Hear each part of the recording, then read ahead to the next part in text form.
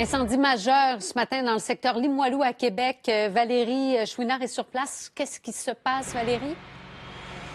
L'incendie, en fait, Cindy, s'est déclaré au 3e étage d'un logement, en fait, d'un immeuble de 3 étages, secteur Limoilou. Encore à cette heure-ci, Cindy, là, il y a plus de 80 pompiers qui combattent les flammes.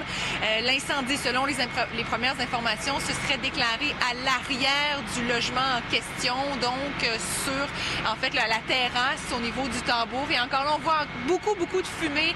L'incendie qui s'est propagé aux 2 édifices avoisinants. Et encore à cette heure-ci, il y a encore des risques de propagation.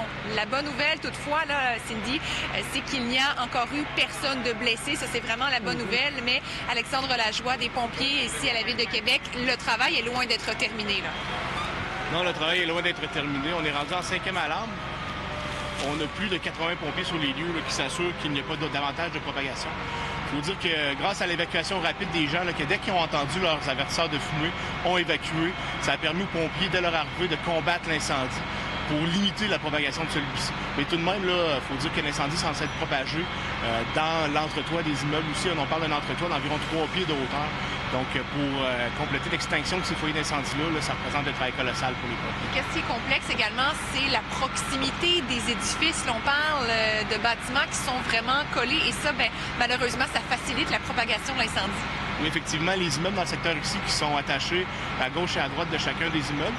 Et en plus de ça, à l'arrière des immeubles, il y a des tambours. C'est des endroits qui ont été construits il y a très longtemps où c'est fait en bois et les gens rangent beaucoup d'objets, ce qui facilite malheureusement la propagation de l'incendie. Est-ce qu'on sait qu'est-ce qui a déclaré le feu?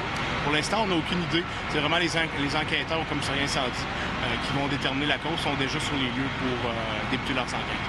Une vingtaine de personnes qui ont été évacuées par mesure préventive en pleine pandémie de la COVID-19. On veut éviter les rassemblements, on veut éviter le fait d'être plus près que 2 mètres, mais c'est très difficile de respecter ces distanciations-là. Qu'est-ce que vous faites de votre côté?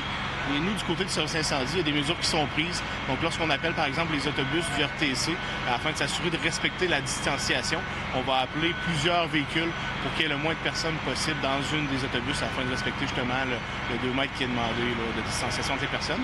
Et à ce moment-là, ça facilite le travail des intervenants de la Croix-Rouge aussi pour la prise en charge de ces personnes-là. Merci beaucoup. Alors voilà l'incendie qui est toujours très perturbante ici, secteur Limoilou.